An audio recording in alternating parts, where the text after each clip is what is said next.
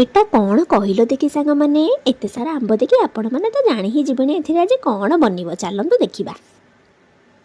ये आंब सब तोटा को देखी मोर भारी मन खुशी हो गला।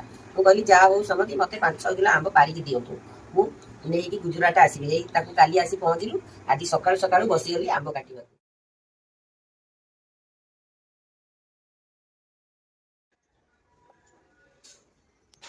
आ मु एते भल पाए ना आज्ञा एई बहु पुओ नाती नातुनी खाइबे आ मते बहुत भल लागे एगुडा सब बनेया पई मते बहुत भल लागे आ बांटीबा को भी बहुत भल लागे। ये को अचार बनुची एटा अचार बनुची बा रसुण कंचा लंका आ सोरिष एटा हला सोरिष खटा ये गोटे प्रकार खटा खटा रे खटा तो केते प्रकार रे अछि लेकिन मु एटा अलग टाइप रे बनेछि। अच्छा कोन हबो देखा हबो तापर लुण पकेबा अनुसार आंबिला लगा टिके कलर देखिया पई देला अनु आंब को पकेबा पका ओई दे